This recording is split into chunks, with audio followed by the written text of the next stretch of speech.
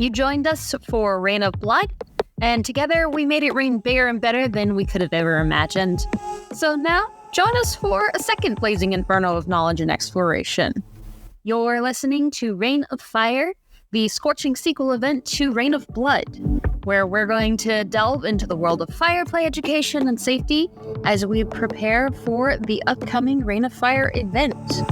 Join your host, Miss Kitten, Radically Dark, and Ember Solaris as we ignite your curiosity and stoke the flames of passion with discussions, interviews, and authentic insights from around the globe. Together, we're three flames united in one mission to make quality kink education more accessible and open pathways to conversation and connection about edgeplay topics around the world. But before we dive into these sizzling topics, a content warning. Rain of Fire discusses mature themes, explicit content, and practices related to BDSM and fire play. So listener discretion is advised, and this is an adult-only podcast. Other topics may include mental health, trauma, consent, and more. So please be sure you're in a good spot to engage in these topics before continuing to listen. So grab your fire gear, stoke the flames of curiosity, and let's embark on this crackling journey together. Welcome to Rain of Fire. Hey, amazing fire starters. You're back with Miss Kitten, and I'm bringing you some more on the Rain of Fire podcast. We're really excited about our upcoming convention, and I have an amazing human from my hometown today, which is really cool. Her name is Caitlin, and she is from FireTribe. Caitlin, welcome to our show, and thank you so much for joining us. Sure, thanks for having me. Caitlin, you have a different, fire is definitely part of your life, and you have an absolute love and passion for it. I've seen your website page, and you do some incredible things with it. Can you give our listeners a little bit of an introduction as to who you are and what fire is in your world? Right. Before any of the work or professional stuff, I'm a flow artist, which means I practice the flow arts, which is a collection of disciplines of basically prop manipulation. And some of the props that you might be familiar with is poi, staff, hoop, juggling is included in there, and there's loads of others. And what most but not all flow artists do is take those disciplines and add fire to them. And this is where we get known as fire dancers. And I started spinning poi about 20 years ago, just starting out with tennis balls in the garden. And then within a year of teaching myself some basics, I spun with fire for the first time. And I was absolutely hooked. I'd seen it done once before, and I just knew that had to be something that I learned how to do, and it had to be a part of my life. And it has been ever since. Fairly soon after that, I started working as a fire dancer, so performing for events. And I had joined a company then, and I stayed with that company and actually took over that company in 2015, 2017. And now I run FireTribe. And FireTribe is a fire and flow performance company. We do fire dancing and also LED dancing for events such as weddings, corporate events, birthday parties, private events, anything like that. And then I also teach classes, not fire. I teach people how to spin poi. We do host community fire jams. Those are the Clifton Fire Jams. If you're from Cape Town, I'm sure you've heard of those. And that's a learning space for people who want to try fire for the first time or want to practice their fire spinning skills. It's a safe place to do that. And then FireTribe also sells product, flow, props, and equipment for the flow arts. And some of it is practice daytime equipment, and some of it is also fire spinning equipment. And yeah, that's what I do. And that's incredible. I'm always so excited to hear about a journey where somebody has connected something they love with something they do every day. I also love to hear about. I've seen the Clifton Beach fires.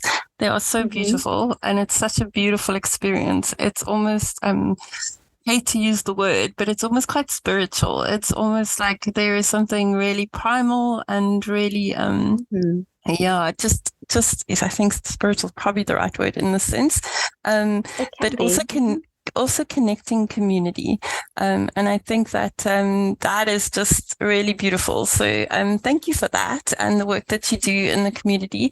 I'm excited to get your links so that I can drop them in the bio. So anybody in South Africa looking for some fire stuff, this woman is the place to go. So please have a look at FireTribe's page, because we really battle, being South African, to find equipment.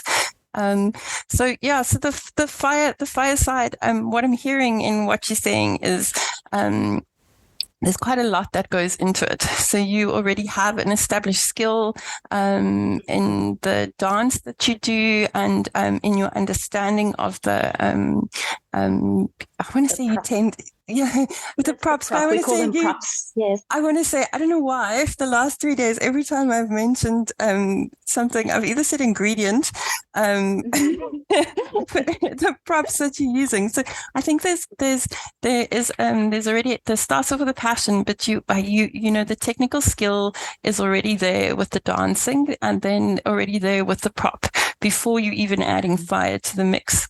So you've already you've already established quite a comprehensive support system in your technical knowledge from that side, and you trust the actions that you are participating in before you adding this amazing primal force to the whole mix.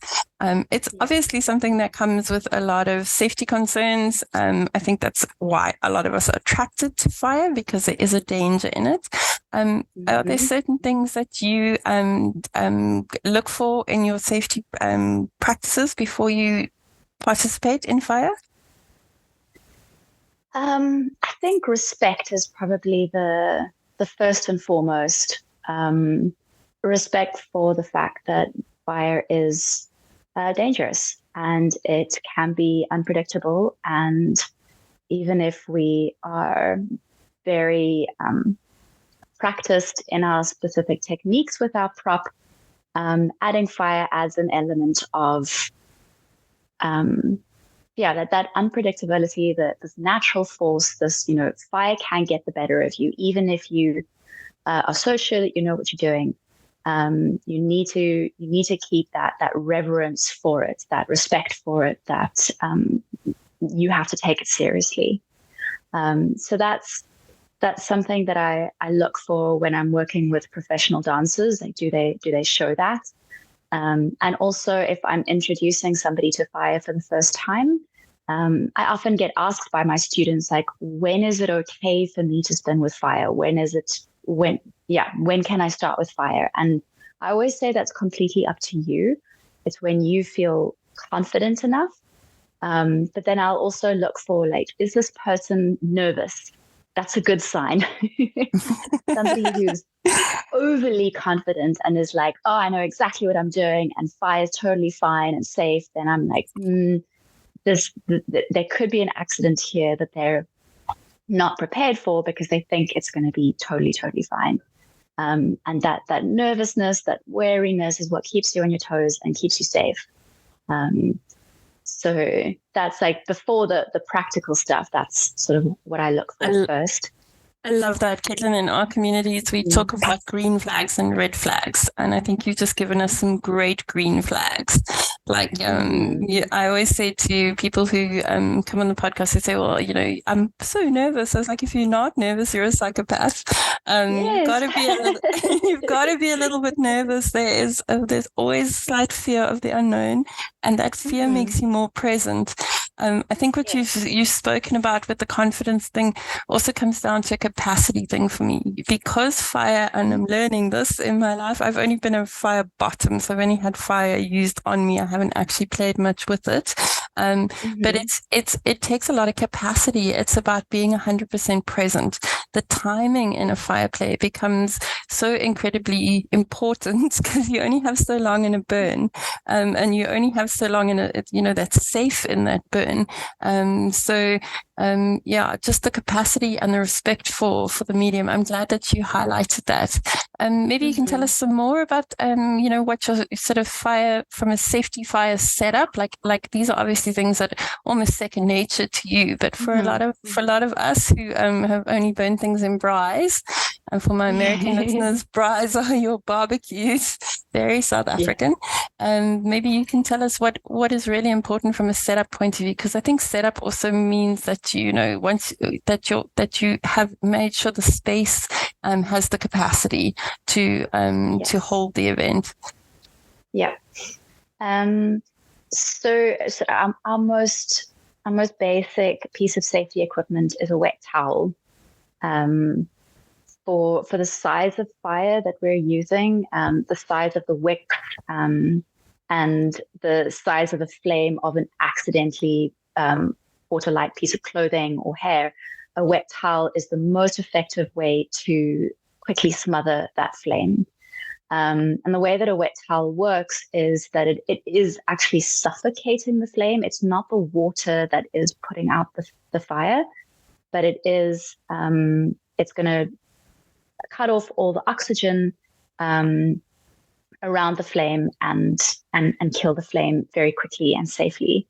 And that can be used on both the props and on the person.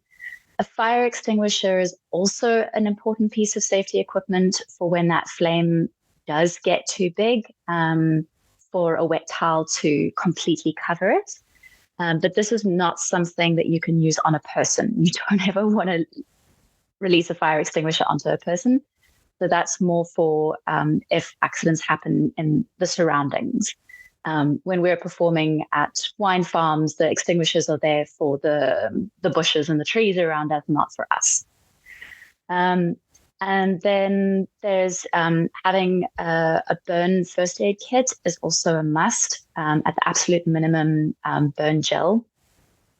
And you get different sort of levels. You get little sachets of burn gel that is just the gel. I've also come across a really nice spray-on gel, which is really useful because you at the beginning of a burn, you want to keep applying that gel. So having it in an aerosol that you can just keep topping up is useful. And then you also get burn gauze, which is sheets of gauze that are soaked in the burn gel, and that's for more extensive burns where you need to cover large body parts. So having that on hand is also super useful. For burns, you want to treat them immediately, and to wait to go and find the right stuff is obviously not an option. You want to have that on hand with you. So that's the equipment that you want with you, but almost like a step before that is making sure, as you said, that your space and that you are prepared to hold fire in that space. So your environment, is there furniture or decor that is extra flammable? So any synthetic fabrics, things like organza kinds of fabrics, soft, loose fabrics can catch a light really, really easily. Any sort of dry plant material is going to be a hazard. So anything in your surrounding space that might catch a light very easily, you want to remove from the space. And then also what's on your body, what are you wearing? In South Africa, we're not as strict about clothing materials as in places like the States, and that's because of the fuel that we're most likely to use. In South Africa, most of the fire dancers are using paraffin, which is not as volatile as the white gas that's used in the States by fire dancers. And so in America, in the States, they are very, very strict about wearing fire-resistant clothing. So denim, full cotton, no blends, no synthetics, nothing that has plastic in it.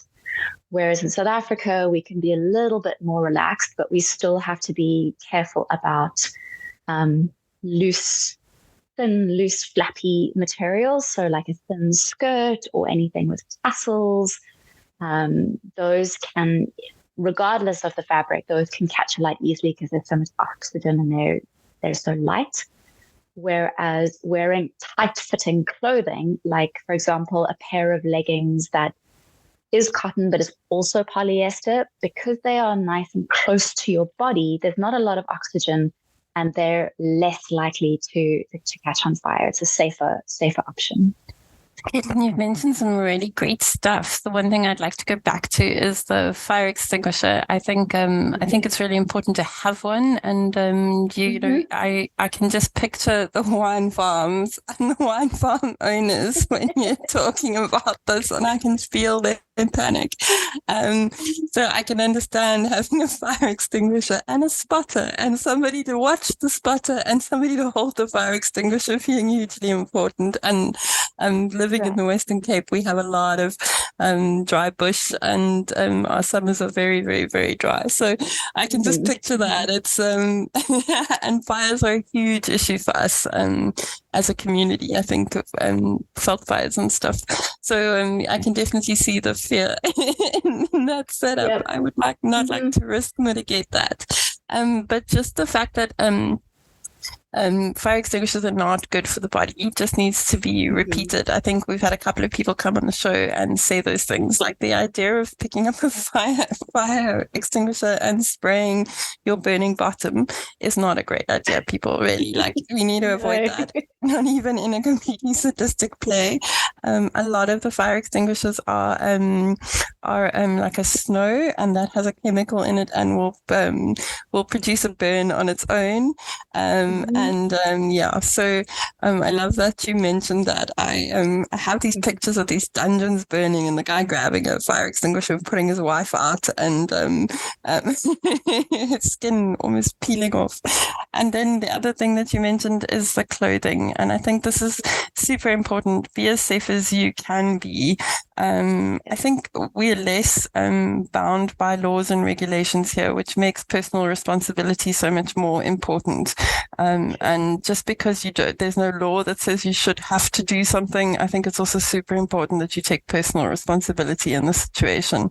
I always have these like images of these beginning fire players with their hair on fire and the fire running up the whip. I know with your poi, if you hold it down, the fire will travel up. So that's why you keep it moving. I think that's correct.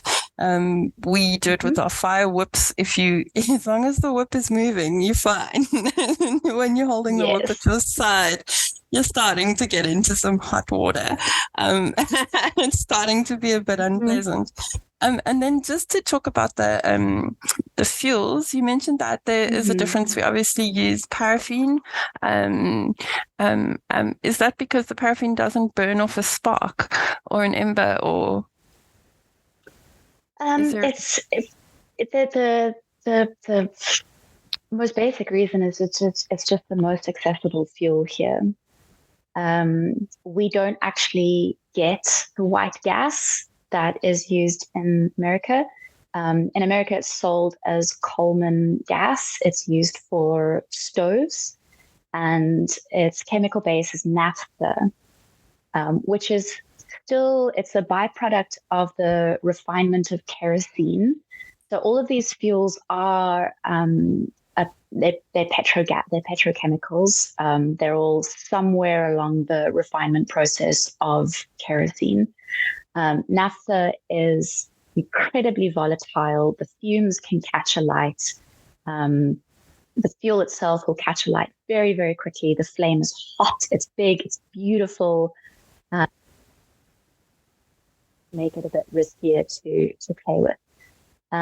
What we have most commonly available is paraffin, which is a much heavier fuel in that it does not ignite very easily.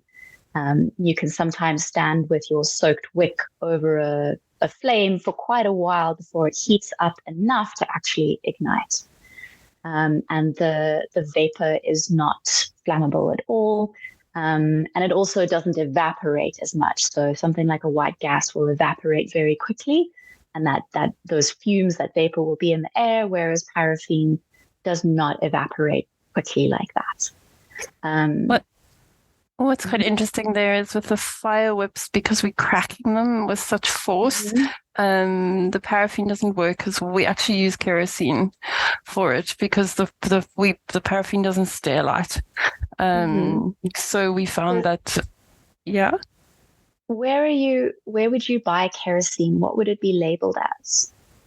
I'm not actually sure. I must ask my fire top, and I will message you. I think he actually did. I'll go back in my notes and have a look. He actually did let me know where he called it something else. Did he maybe call it benzene? No, it wasn't benzene. Okay. Have you used benzene? How does benzene burn? That's the next fuel option. It's a little bit the paraffin. The word is not used internationally. It's a South African word.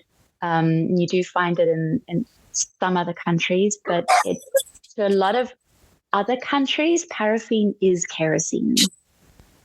So it's when somebody from overseas will talk to me about using kerosene, I understand that they mean a chemical that's similar to paraffin. Paraffin. Okay, maybe flashpoint.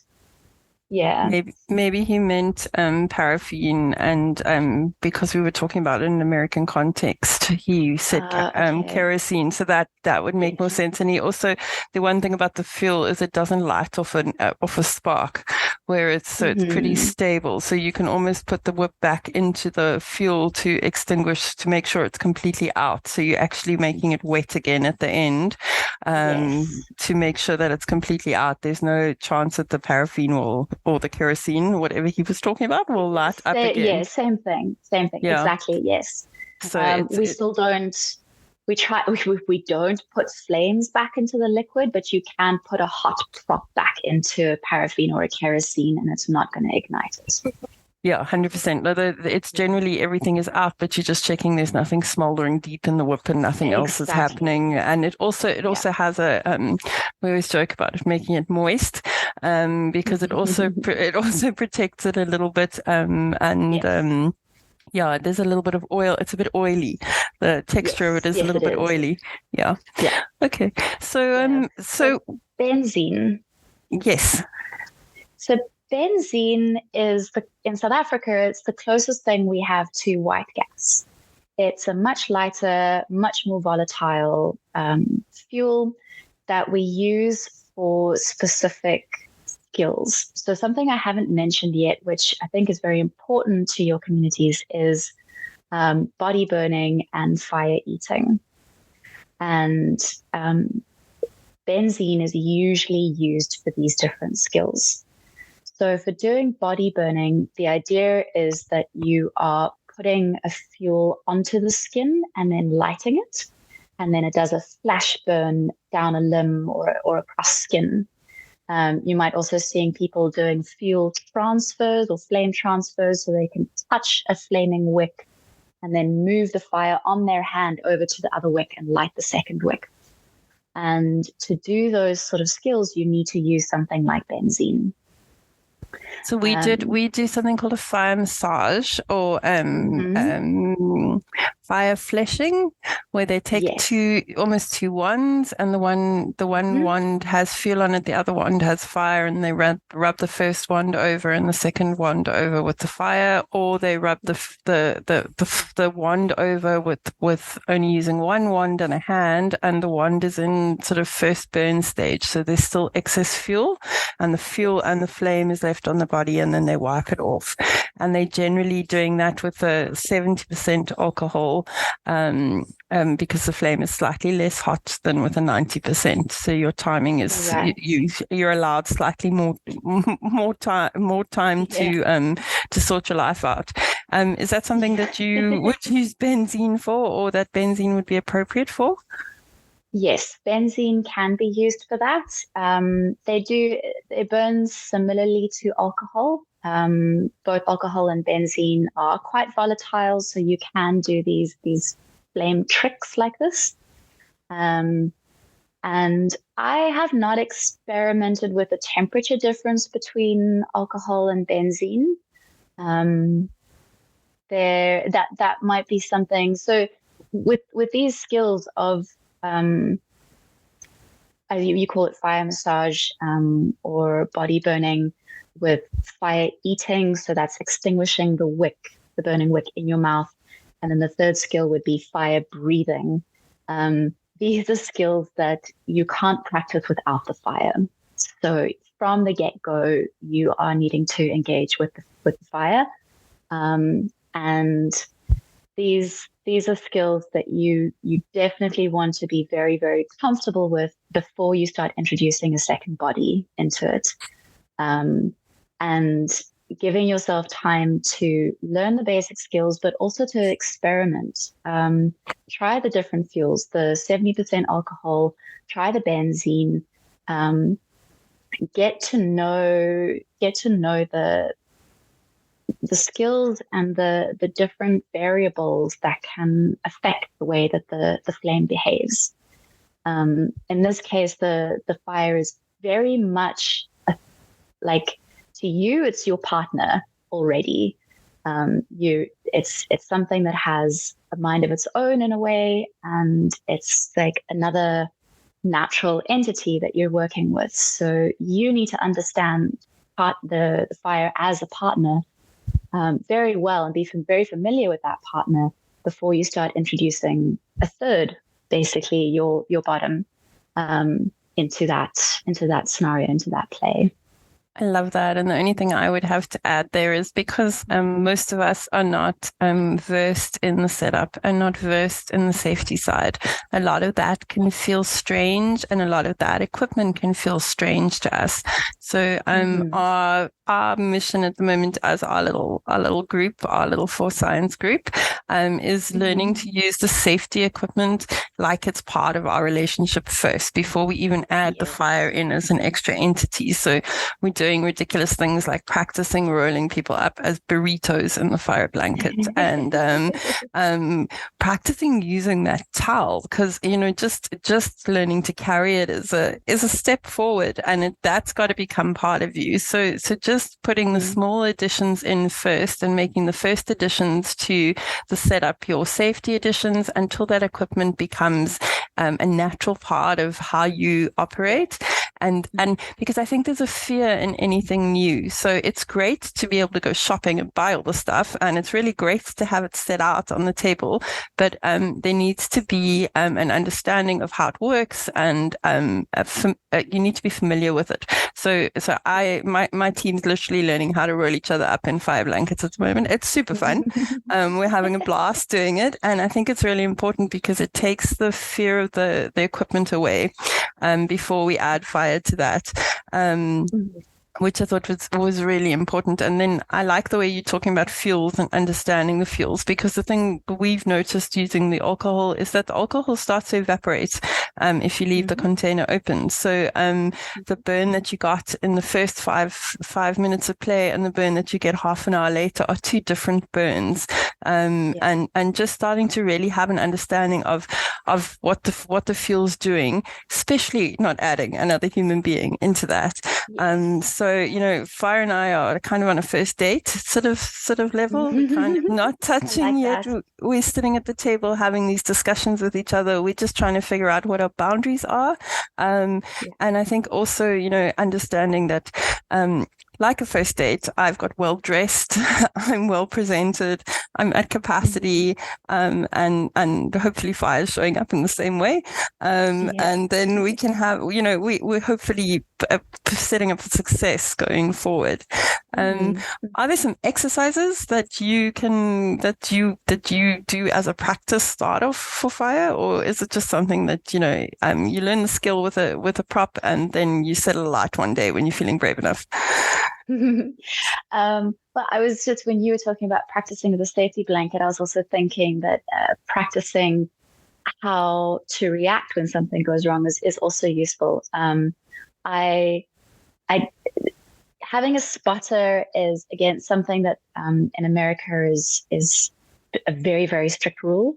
Having a spotter whenever fire is being used. In South Africa, we're not as strict about it, but it also depends on what the skill is and also what the person's skill level is.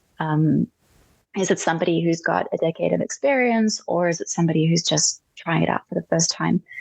And to have a spotter, they also want to practice their skill before being in a sort of quote unquote real situation. So knowing what the protocol is, if they see a flame where it shouldn't be, how do they respond? Do they call out? What do they call out? And how do they pick up the blanket and the wet towel and put it out? How do they respond? So knowing what your call is going to be. Do you call the person's name, calling out a body part, or what is on fire is really useful, because one of the funniest things is that you often don't know that you've accidentally set yourself on fire. This is a big thing with catching little bits of fluffy hair when you're dancing, is you, especially if you're still new to it and you don't know what it sounds like. That's the clue. You can hear something burning. To have a spotter respond with, Caitlin, your hair is on fire, then that's a clear message to me. I know what to do. Caitlin, I love that. We've spoken to a couple of different communities, and at this spotter thing, it's obviously implemented by the US, because a lot of the people that are talking about it come from there. But I've actually got a Dutch girl who's going to present for us and give us a class on what makes a good spotter, what a spotter needs to do, how the spotter needs to react in a situation. And I think you mentioned something there that I think is crucial.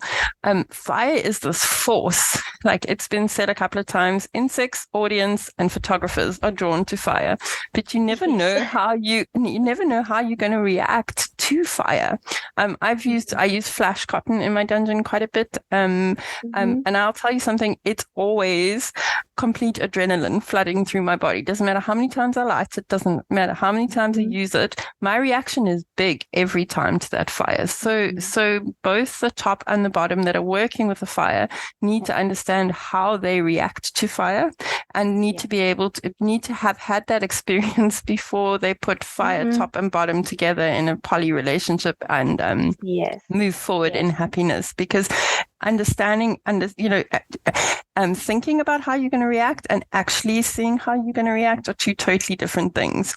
So part of what we teach so much is to say that informed consent requires that you actually have experience with the medium. Yes. So that means that you have to go and burn your arm hairs, singe your leg hairs on your own to understand. Outside. Apparently the smell of burning hair is really bad. I'm picking that up from you as well. Yeah. But so having an understanding of how you react, how your person reacts to it, what your natural panic and trauma reaction is in the situation is hugely important before you put yourself in as a bottom underneath. Because it's one thing to say, okay, the bottom needs to lie still while the fire is poured on them. The risk is minimal in that sense. But if the bottom doesn't lie still and flicks the head back and the hair gets caught, you can see this is my worst fear, and the hair gets caught in the fire, you're starting with a whole different thing. And I love what you said about the spotter, that the spotter's watching the scene from the outside. So what we recommend in the dungeon, that you put a spotter on the other side of the table, so that there's somebody watching the other side of the person that you can't see, so that if the fuel does spill and you haven't seen it spill, because that is possible, and it's going to happen at some point in your fire journey, that somebody can give you heads up. I love what you said about making sure that your communication is aligned, because I think that's really cool. Like, it doesn't help to just yell fire, because everybody knows there's a fire. So I can see how that would really be super helpful. It's definitely gone to the top of my list of, how to communicate things in the dungeon. But just because the timing with stuff is so quick, and it's that whole timing thing again. A lot of the plays we do, you can have a snack break in between sessions. This is not something you can have a snack break in between. So just having clear communication can save you seconds in a situation and stop it from being a burn. Yeah. I like what you said about the fuel is going to spill at some point, and it goes back to my be nervous, be respectful, because accidents do happen, and instead of thinking that they won't, pretending that they won't, rather being prepared for what to do when they do. I think life is about accountability, and I think we have to accept that. They start off in our community with a saying called safe, sane, and consensual, which I've never agreed with, because nothing we do is safe, nothing we do is sane, and it's mostly consensual if it's informed consent. So it's a bit dodgy about how consensual half the stuff is, because we haven't actually had the experience a lot of the time. So we're agreeing to it mentally, but are we agreeing to it completely physically? Because we haven't asked our bodies by putting them in the situation. So so I just think the best way to go forward in stuff like this is to say shit's gonna go wrong at some point. What is the exit strategy? What is the plan? How do we communicate that which you've now added to the parcel, which I think is very valuable? And how do we end up so that we're both back at work on Monday and we're not in ICU? That would be, that would be my 10 top tips for Fireplay. To go back to safety exercises, I was just mentioning about the spotter there. The other thing that I would say is quite important is having good fueling etiquette. And this is, again, something that you want to practice before you go into a play scene, is having the correct setup and the right equipment so that your fueling is safe. So keeping fuel in a closed container, so making sure it's always closed up. We talk about dipping containers, which should be metal containers to pour the fuel into, that you're then going to dip your wicks into. And if you are using a very volatile a fuel like benzene or alcohol, or actually if you are working inside, you want to pour that fuel back into the storage container and close it up so that there's not open fuel standing around. And then to do that over a surface that is either a drip tray that's going to catch your spills, or in an outside man-made surface like bricks or tar, so that the fuel spill isn't going to damage anything and isn't going to be close to where you are playing with the fire. So you want a good amount of distance between your fueling station and where you are actually setting things on fire. I think there's one thing I want to add from a dungeon aspect in that is that your fire starting point and your fuel need to be far away from each other. Yes. So that you kind of want to have your fueling corner in one corner and your starting point or your fire starter in the other corner. Yes, exactly. And I think that's hugely important. And that's something that in the beginning, I didn't burn the house down, but in the beginning, I could have possibly burned the house down because it wasn't even a consideration. It was kind of like, I've got fuel, I've got something to start the fuel with, that's all fine. And they're right next to each other and they're making friends. And then I kind of looked back and I went, that's not a great plan. That maybe we need to look at that. My partner's quite risk aware. And so when I started this whole thing, he was like, just go buy fire extinguishers, a lot of them. I was like, no, but I have a fire bucket. He was like, just go and get a lot of fire extinguishers. We have a lot of stuff in the house. He was like, you need fire extinguishers.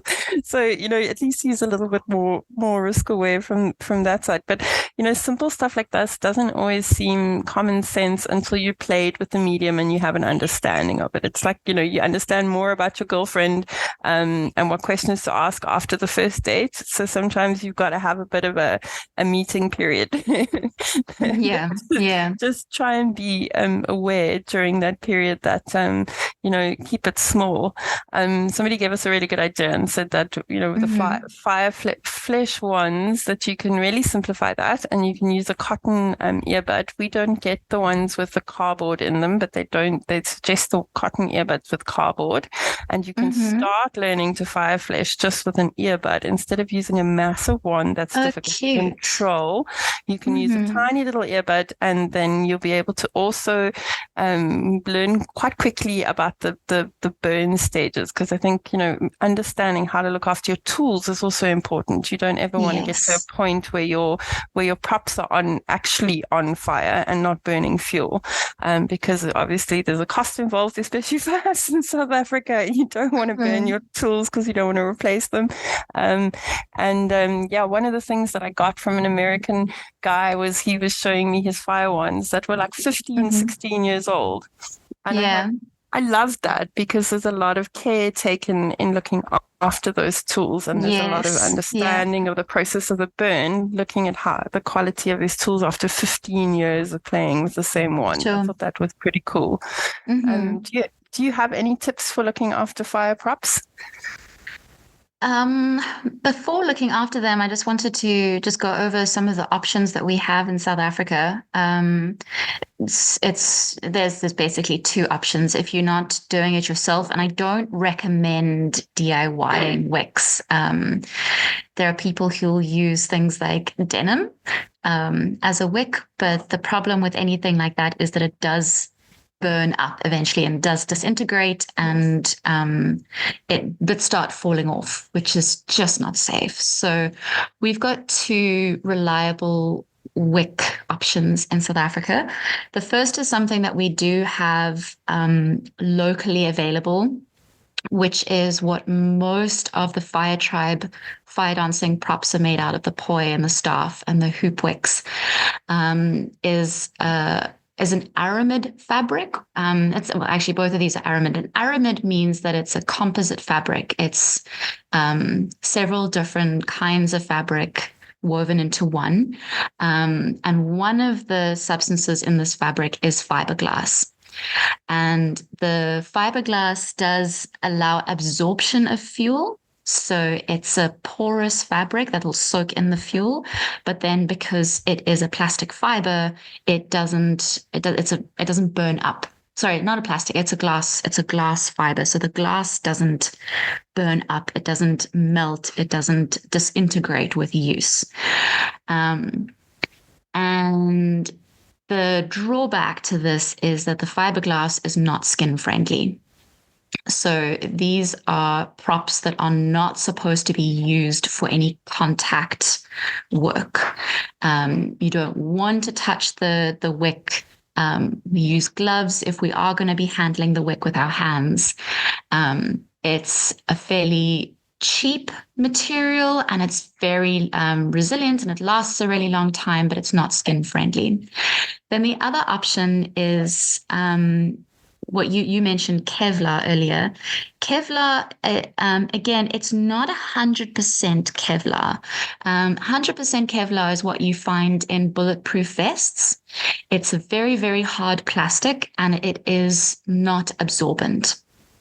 So if we were using 100% Kevlar, it would not soak the fuel up at all. So again, it's an aramid fiber that is using some things along with Kevlar to make it fire resistant. And we do have this wick available in South Africa, but it's more expensive because, as you mentioned, it's being imported. It's made internationally, and we bring it in. And you can buy this wick to make your own props. The fiberglass based wick is not available from like FireTribe or the other prop manufacturers, whereas the Kevlar based fabric is. And that fabric is skin safe. So if you are doing, if you're going to be touching skin with it, like those wands that you were talking about, this is the fabric, the wick that you want to use because it is skin safe. Both of these wicks, to go back then to how to look after them, it's amazing how they're fire resistant. They can handle crazy amounts of heat, but they don't like to be abraded. So get a good carry case or covers or something to protect the wicks when you are moving around and transporting them. It also keeps your stuff clean because the wicks are always sooty and leave black marks on things. And be careful what surfaces you put them down. Don't leave them on the tar after you've finished.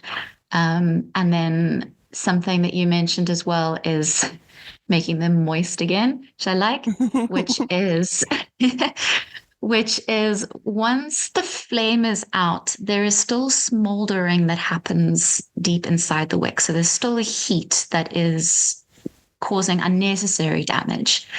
And so once the flame is out and once the wick has, especially if you're using a more volatile fuel, wait a few moments for the wick to cool down before then wetting it with the fuel again, just to put out any of that last smoldering, and that'll protect the wicks.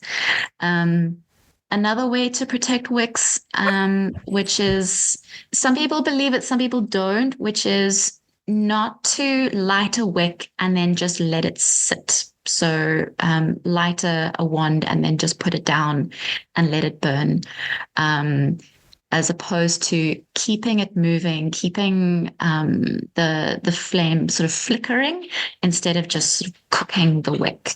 Some people say that makes a difference. Other people don't believe in that. I'll say that makes a difference from my side because our fire whips, if you just keep it burning down your arms next, like it's fine as long as that fire whip is moving. But if you're just holding it down, you're eventually going to catch on fire quite quickly. Yes, for yourself, yes, absolutely.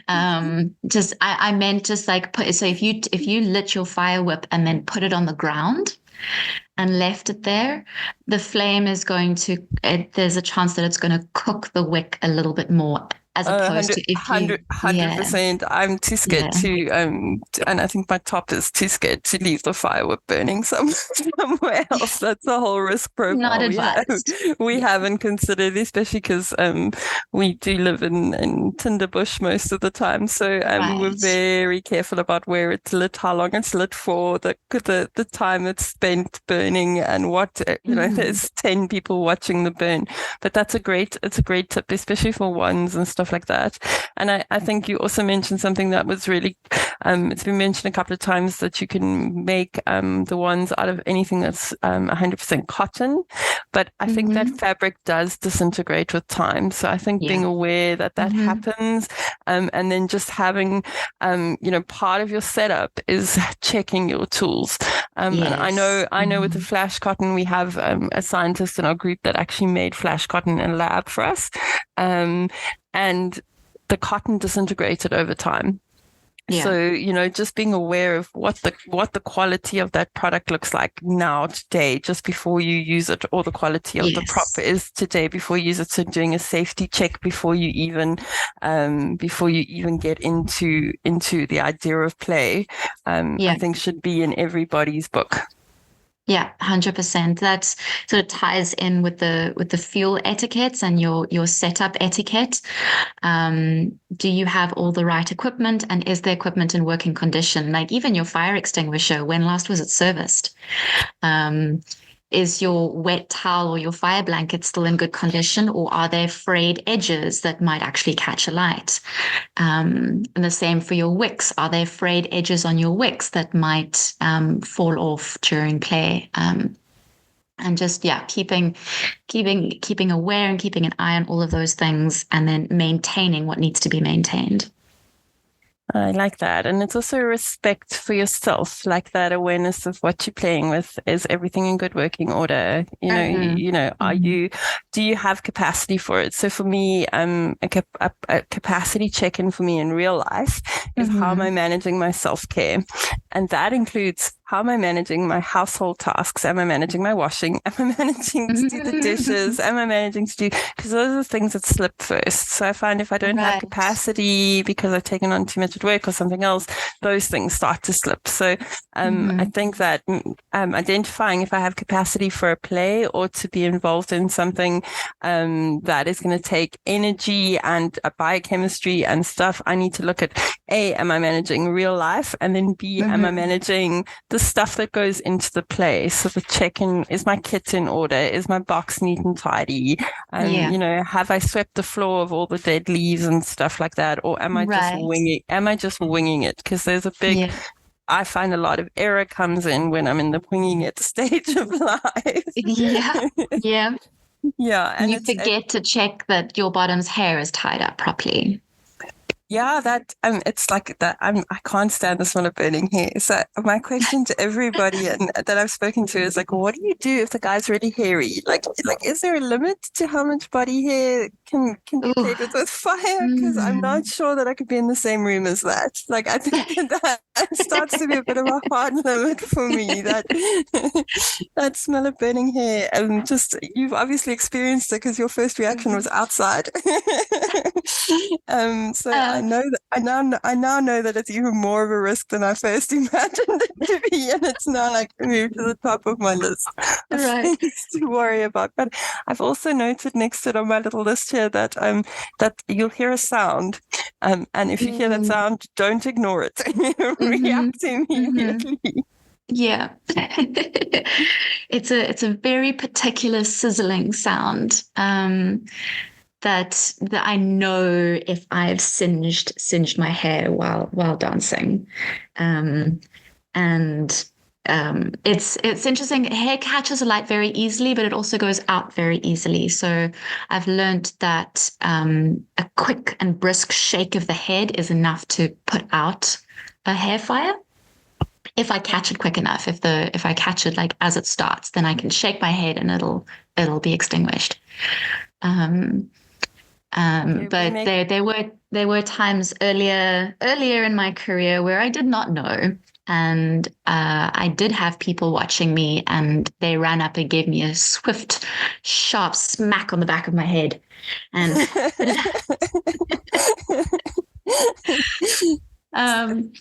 the smell of burning hair is still not used to it, and.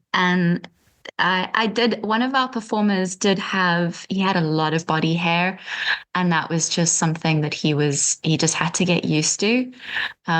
What's always funny is that you smell it when it burns, and then you also smell it again when you shower later. So sometimes, like the gift that keeps on giving. Yeah. I'd walk into the bathroom after he'd showered, and I'd be like, "Oh wow, you really got yourself tonight." I don't think that there is a limit. I think you would just it does add an extra element if you are if your bottom does have a lot of body hair. You're going to have a bigger flame, and you're going to have to be quicker with putting it out, rubbing it down afterwards. And you're going to have to be prepared to deal with the smell of the burning hair, which for you might be a hard no. Other people might not mind it as much. So that is something to be aware of. And when discussing a scene, like maybe that's good to find out. Yeah, and the other things you can put into place. So I think on my negotiations list, it's like part of the requirements for the play is shaves. Before you come, right, or wax, or you can definitely remove it. We do some CBT stuff, and I think anything that goes in the nether regions and gets a bit close to when we use flash cotton down there for fear play, it's really important that the guys are completely shaved and there's nothing that can catch a light, and we don't even want to go there. So I think that looking after more sensitive areas fires becomes more critical, and that you need to be more aware of what can happen. But it's also, the flash cotton's really super fast, but it will also burn your hair if it runs past it. Yep. Yeah, it will. Yeah. Caitlin, I've really loved talking to you. I'm really grateful for your time and for your experience. I'm going to drop all your links in this bio, and I'd really love to encourage people to come to Clifton and to spend time in the fire community if this is stuff that they're interested in doing from any aspect. I think getting to know the medium and getting to see people work with it who are working with it passionately is so important. So I'm going to drop all that stuff in the bio, and just a huge gratitude, and thanks for your time on this Sunday. It's been really great to have a chat. To all my listeners, if you don't have your tickets for Rain of Fire, we go live with the on-demand safety classes and consent classes on the 1st of July. We're really looking forward to having you. We really hope that you are finding some heat in your journey through listening to our podcasts. We hope that there's not too much burning hair, and lots of love and kitten kisses from my dungeon to yours.